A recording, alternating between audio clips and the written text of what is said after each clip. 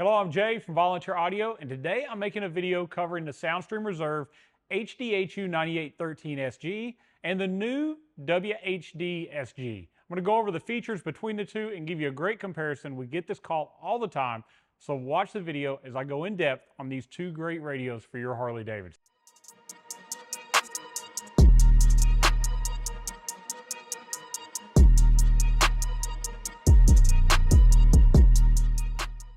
All right, so I'm making this video today to go over the differences between the Soundstream Reserve radios for those 1998 to 2013 Harley Davidson Electra Glides, Street Glides, and the Ultra models with the Tour Packs. Both of these radios are fully plug and play and a huge improvement over the stock radio.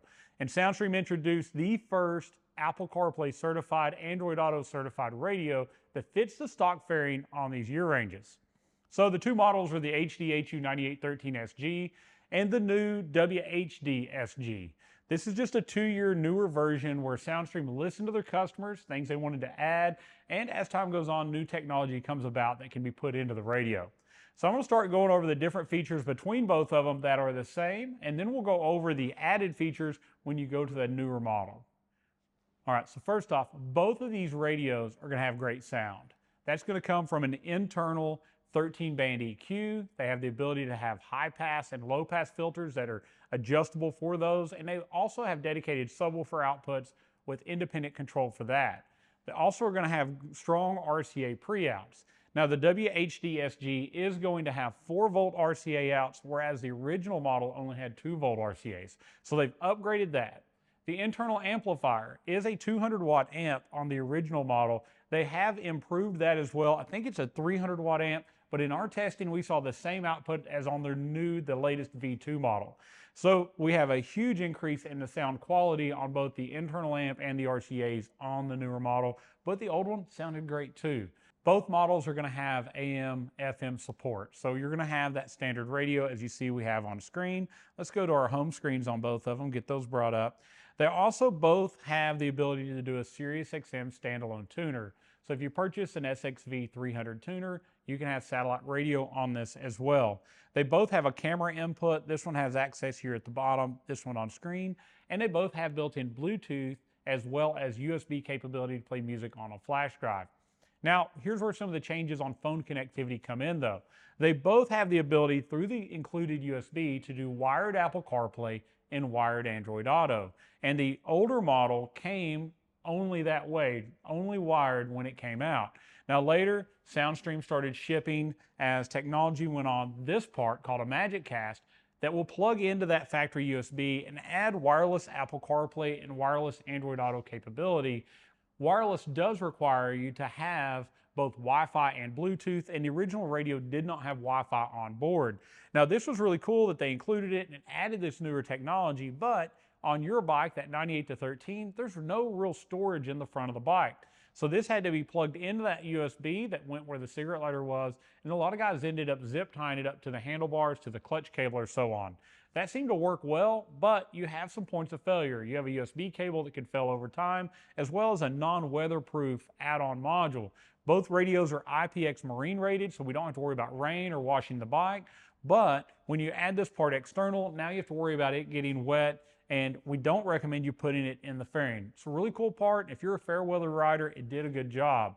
Now on the new WHD.SG, they actually built inside of it the wireless Apple CarPlay and wireless Android Auto.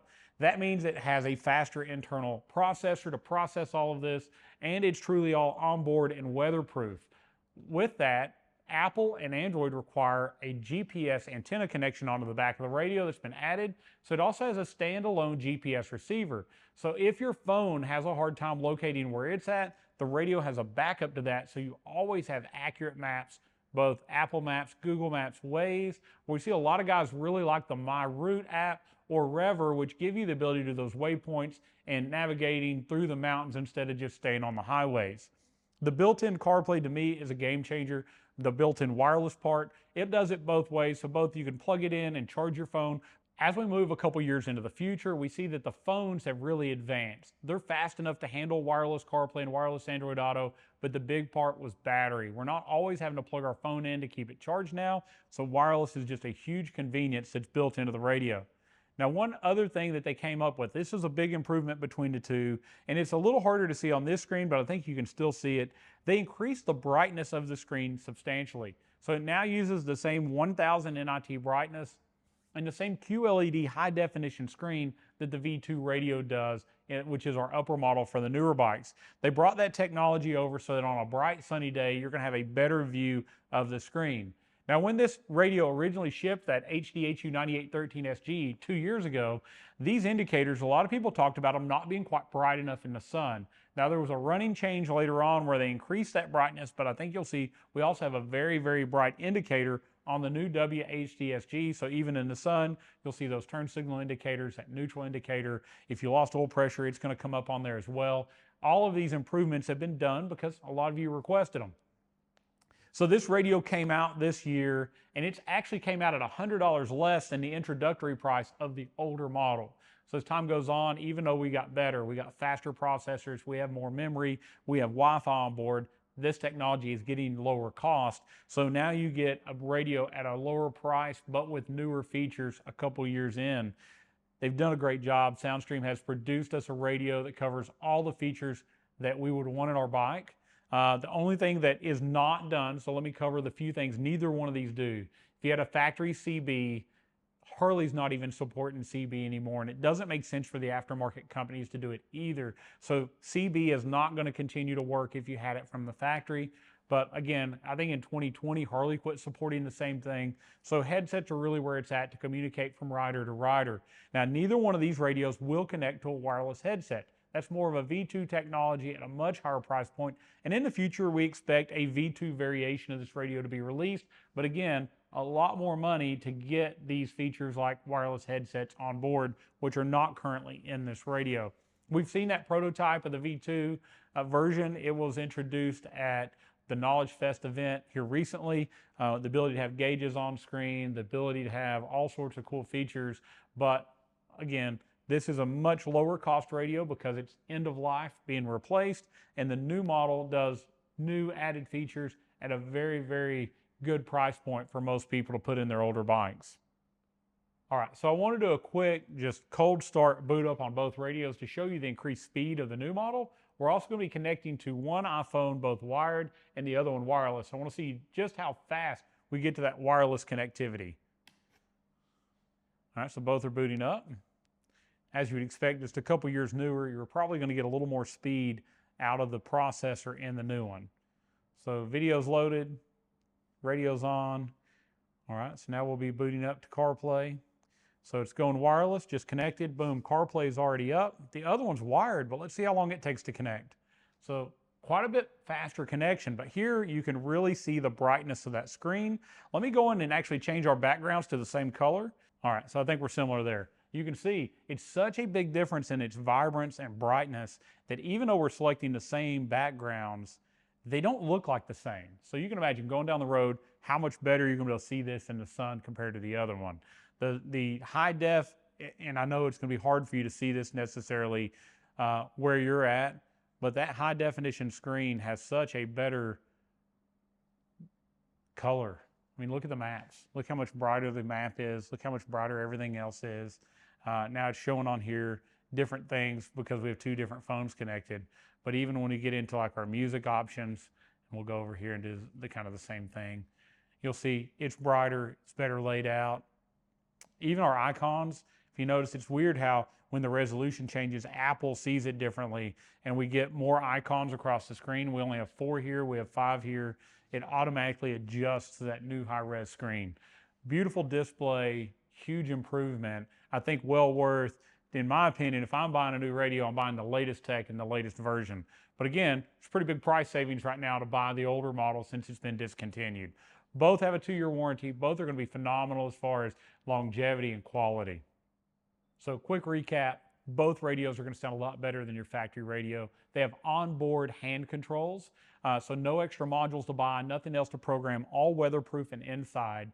Completely plug and play to that factory wiring, so it just plugs into the factory radio connectors, bolts in like factory, and you can definitely watch our step-by-step install videos at volunteeraudio.com. Just go to the top of the page, select step-by-step install videos, select your bike. You'll watch us put these radios in and go step-by-step through that, along with speaker upgrades, amp upgrades, and other things you may want to see as well. So both radios are IPX5 marine rated, meaning that you can wash it, you can get caught in the rain, it's not a problem. We never recommend pressure washing anything in the fairing because those IPX marine rated parts all have O-rings that you can get past with a high pressure washer. It just doesn't make sense to try to destroy electronics with 3000 PSI.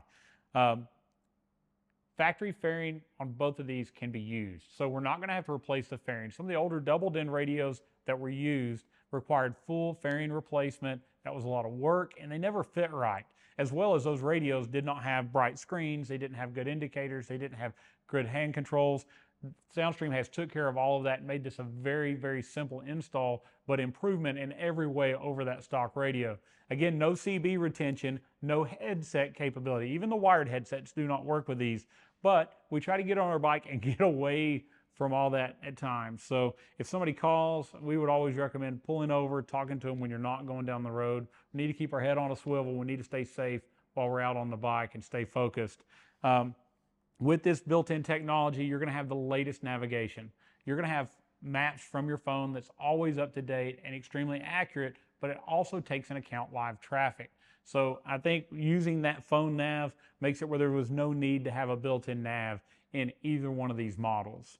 I hope this video has been informative. I hope that I've covered the differences that you may have asked between these. And just to summarize that, the big improvements on the WHD.SG over the older radio was brighter indicators, which the very last models had that. A much, much brighter screen, which helped us on those sunny days, and full wireless Apple CarPlay and wireless Android Auto support, so we no longer have to plug our phone in or use a wireless adapter.